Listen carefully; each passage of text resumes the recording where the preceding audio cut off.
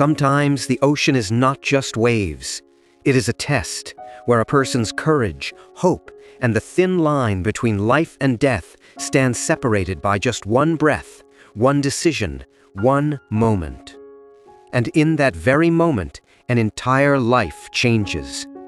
On that terrifying night, the black waters of the North Atlantic swallowed the dreams, families, and existence of 20 men.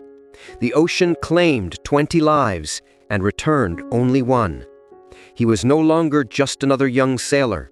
He was a 19-year-old boy with nothing but dreams of the future. His name was Norman Spencer. Who knew that this teenager, standing face to face with death, would one day become a symbol of survival for the entire world? The streets of Hull were unusually silent that night. The port city had sunk under the weight of grief, because they knew the sea had taken what it claimed. But they also knew one had returned, one whom the ocean had chosen to spare. Norman was the only survivor of that night. His very first voyage to Greenland became the harshest test of his life.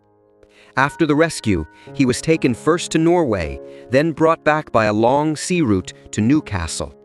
And in that moment, the world heard his voice for the first time. A voice that told the story of a night spent fighting death. When they were ordered to abandon the ship and jump into the sea, monstrous waves came rolling forward. The fog was so dense that life itself seemed to disappear. Norman desperately tried to swim, as if every stroke was pushing death farther behind him. He tried to move toward a rock. Not once, but 4 to 5 times the waves hurled him onto the rock, only to drag him back into the deep again. Then came the wave, a massive, thunder-like wave that lifted him and threw him onto the peak of the rock. He could still hear the whistles of the ships, but he couldn't see anything. It was as if the fog had erased all the light from the world. At that moment, Norman made just one prayer: God, clear the fog. And unbelievably, that is exactly what happened. But the story does not end here. Post-war society was full of new questions and new realities. In the labor market, both men and women were searching for their place. And at that very moment, another striking opinion emerged. A van driver named Fred said, "Equal pay should happen. Of course it should. Because when employers have to pay men and women the same wage, they will ultimately hire more men." His reasoning was sharp. Equality would not reduce opportunities. Rather, it would reveal whom society values more. Thus, the story of a young man rising from the depths of the sea, the conflicts within human mentality, and the changes in post-war society together shaped a new world. A world where surviving is not just luck, it is another name for courage, where the struggle of one young man becomes history, and his voice becomes a witness of time. In the post-World War II society, when women's roles were rapidly changing alongside men, the debate over equal pay arose. General public opinions, professional opinions, everyone's perspectives were different, hesitant, and sometimes controversial. A city window cleaner named Fred Reed simply stated, "Women certainly deserve equal pay, but only if they can do the job as perfectly as men." His statement reflected the common suspicion of that era, as if women might use being too feminine as an excuse to avoid responsibility. On the other hand, Dr. Sam Zod viewed the matter through a harsher lens of reality. He said equal pay for equal work must exist, but in practice, work is never entirely equal. Natural processes in a woman's life, illness, marriage, motherhood, often interrupt the flow of work. Yet he still supported equal pay, because in his eyes, whenever an opportunity arises, employers will always prefer men. That is society's natural tendency. Amid this debate, another topic stirred discussion: women's clothing. Opinions about short skirts varied widely.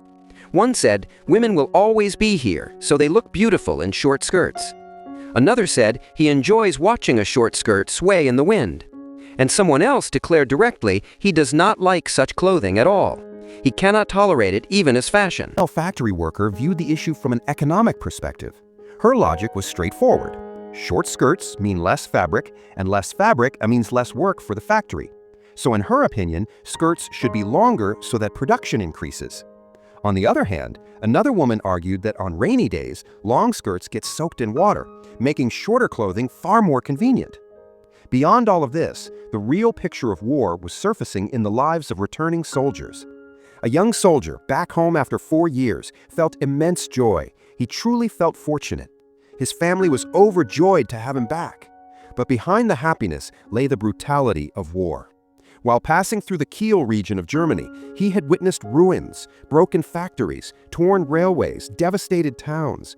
He had seen with his own eyes that war does not only destroy people, it wounds the very body of civilization. Meanwhile, a British report on January 7th claimed that a group of British GI brides had been abandoned at the Obden Hotel in New York. A reporter was sent to verify the truth. What they found there was a very different reality. Kathleen Wood said that the Daily Mail quoted her incorrectly. Living abroad is difficult. People can be rude sometimes. But that happens not only with the British, it happens with Americans too. The hotel was not bad at all. In fact, the Red Cross covered the expenses through a weekly allowance. Yet Kathleen's voice carried a hint of disappointment. She said that although she had met many men in her life, she had now lost faith in men in general. Meanwhile, Joyce Clark, living in Long Island, New York, calmly stated that their lives were perfectly fine and there was no reason for such drama. Ellen Toomey of London believed that whether a marriage lasts or not depends on a person's character, not their nationality. And Margaret Byrne of London said that the Daily Mail was wrong. They had received love and a warm welcome in America. Many brides were happy, at least the ones who were truly good girls.